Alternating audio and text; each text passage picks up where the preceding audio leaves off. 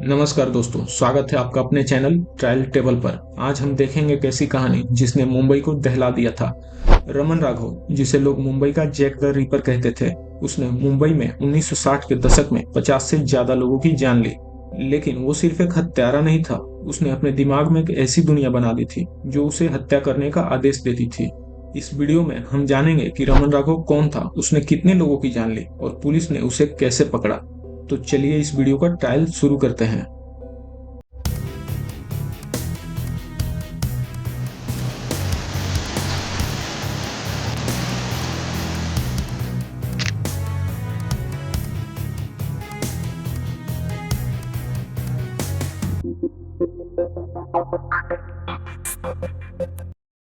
रमन राघव की कहानी शुरू होती है एक रहस्य से। कोई नहीं जानता था कि वो कहाँ से आया था। कुछ कहते हैं कि वो तमिलनाडु का था, तो कुछ का कहना है कि वो सिंध से आया था।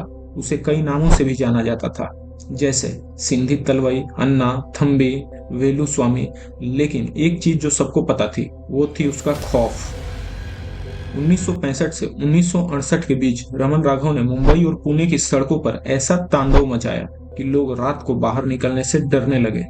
रमन राघव का निशाना वे लोग थे जिन्हें समाज ने भुला दिया था। बेघर लोग, भिखारी, झोपड़पट्टी में रहने वाले, या वे जो रात को सड़कों पर सोते थे। वो रात को अंधेरे में निकलता और सुबह तक एक और लाश सड़क पर पड़ी मिलती थी। लेकिन सवाल ये था, वो ऐसा क्यों करता था? क्या वो सिर्फ एक क्रूर हत्यारा था, या उसके दिमाग में कुछ और ही चल रहा था? रमन राघव का तरीका बेहद ही क्रूर था। वो अपने शिकार को पहले देखता, फिर रात के सन्नाटे में चुपके से पास आता। उसके हाथ में होती थी एक लोहे की रॉड या कभी चाकू। एक ही बार में वो सब कुछ खत्म कर देता था। वो सिर पर इतनी ताकत से मारता था कि शिकार को संभलने का मौका ही नहीं मिलता था, और फिर वो अंधेरे में गायब हो जाता था, जैसे वो कभी था ही नहीं। पुलिस के रिकॉर्ड के मुताबिक रमन राघव ने 50 से ज्यादा लोगों की हत्याएं की है, लेकिन चौंकाने वाली बात ये थी कि उसे केवल 5 हत्याओं के लिए दोषी ठहराया गया, क्योंकि भारत में उस समय फोरेंसिक साइंस इतनी डेवलप नहीं थी। कई बार 100 जंगली जानवरों द्वारा खा लिए जाते थे या बारिश से सबूत मिट जाते थे, और रमन वो इतना चालाक था कि वो कोई निशान नहीं छोड़ता था। रमन राघव को समझने के लिए हमें उसके दिमाग में झांकना होगा। कोई साधारण अपराधी नहीं था। साइकोलॉजिस्ट उसे विजनरी किलर कहते थे। इसका मतलब वो मानता था उसे हत्याएं करने का आदेश मिल रहा था। कभी वो कहता था कि सरकार ने उसे हुक्म दिया है, तो कभी कोई आवाज उसे रास्ता दिखाती थी हत्याएं करने के लिए। कुछ साइकोलॉजिस्ट का मानना था कि रमन राघव सिजोफ्रेनिया से पीड़ित था। सिजोफ्रेनिया एक ऐसी मानसिक बीमारी है जिसमें इंसान को ऐसी आवाजें सुनाई देती है जो असल में होती ही नहीं है। लेकिन सवाल यह है, क्या रमन सचमुच पागल था, या ये सिर्फ सजा से बचने की चाल था?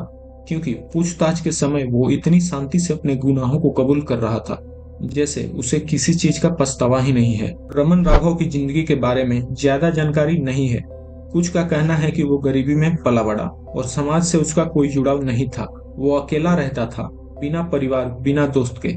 शायद यही अकेलापन उसे उस अंधेरी दुनिया में ले आया जहां वो हत्या को ही अपनी जिंदगी का मकसद मानने लगा। लेकिन एक बात जो रमन को और खतरनाक बनाती थी, वो थी उसकी बेपरवाही। वो पुलिस को चकमा देता था, और जब पकड़ा गया तो उसने बिना डर से कहा, हाँ मैंने मारा, तो क्या हुआ? उसकी ये ठंडी क्रूरता ने सबको हैरान कर दिया। 1965 से 1968 तक मुंबई में दहशत का आलम था। लोग रात में बाहर निकलने से डरते थे। झोपड़पट्टियों में रहने वाले लोग खासकर डरे हुए थे, क्योंकि रमन का निशाना वही थे। अखबारों में हर हफ्ते नए हत्या की खबर छपती थी। लोग उसे मुंबई का जैक द रिपर कहने लगे, क्योंकि उसकी क्रूरता लंदन के serial killer Jack the Ripper से मिलती जुलती थी। लेकिन पुलिस के लिए रमन राघव को पकड़ना आसान नहीं था। वो कोई पैटर्न फॉलो नहीं करता था। कभी वो मुंबई के सायन में मारता था, तो कभी दादर में, तो कभी पुणे में। उसके पास कोई अस्थायी ठिकाना नहीं था। वो एक भूत की तरह आता और गायब हो जाता। लेकिन 1968 में किस्मत ने उसका साथ छोड़ दिया। 25 अगस्त 1968 मुंबई पुलिस के सब इंस्पेक्टर एलेक्स फियाल्हो को एक संदिग्ध शख्स पर शक हुआ। वो शख्स था रमन राघव। पुलिस ने उसकी तलाशी ली और उनके हाथ लगा एक खून से सना हुआ चाकू और एक लोहे की रड। ये वही हथियार थे जिनसे रमन ने दर्जनों लोगों की जान ली थी। पूछताछ में रमन ने बिना किसी डर के अपने गुनाहों को कबूल किए। उसने पुलिस को बताया कि वो रात को निकलता था और जो भी उसे आसानी से शिकार लगता उस पर हमला कर देता। उसकी बातों में ना कोई पछतावा था ना कोई डर। वो इतनी शांति से अपनी कहानी सुना रहा था जैसे कोई आम बात हो। रमन की गिरफ्तारी ने मुंबई को राहत की सांस दी, लेकिन सवाल अब भी बाकी थे। वो इतने लोगों को मारने के बाद इतने सालों तक कैसे बचता रहा? और सबसे बड़ा सवाल, क्या वो सचमुच पागल था या ये सब एक सोची समझी साजिश थी? रमन राघव को 5 हत्याओं के लिए कोर्ट में पेश किया गया। पुलिस पक्ष ने उसे क्रूर और खतरनाक बताया, जबकि रमन के बचाव पक्ष ने दावा किया कि वो मानसिक रूप से बीमार था। साइकोलॉजिस्ट ने उसका परीक्षण किया और कुछ ने कहा कि वो सिजोफ्रेनिया से पीड़ित था। लेकिन कोर्ट में रमन की ठंडी मुस्कान और बेपरवाही ने सबको हैरान कर दिया था। आखिरकार रमन राघव को उम्र कैद की सजा सुनाई गई, लेकिन केवल 5 हत्याओं के लिए, जबकि पुलिस को यकीन था कि उसने 50 से ज्यादा लोगों को मारा था। सजा के बाद रमन ने जेल में कई साल बिताए। 1988 में उसकी मौत हो गई, लेकिन उसकी कहानी आज भी अनसुलझे सवाल छोड़ गई। रमन राघव की कहानी इतनी खतरनाक थी कि इसने बॉलीवुड को भी प्रेरित किया। 2016 में डायरेक्टर अनुराग कश्यप ने रमन राघव 2.0 बनाई, जिसमें नवाजुद्दीन सिद्दीकी ने एक कॉपीकैट किलर का किरदार निभाया था। ये फिल्म रमन की असल कहानी से प्रेरित थी, लेकिन इसमें एक नया ट्विस्ट था। एक पुलिस वाला और किलर के बीच एक अजीब सा रिश्ता था। अगर आपने रमन राघव 2.0 नहीं देखी तो इसे जरूर देखें। नवाजुद्दीन सिद्दीकी की एक्टिंग आपके रोंगटे खड़े कर देगी।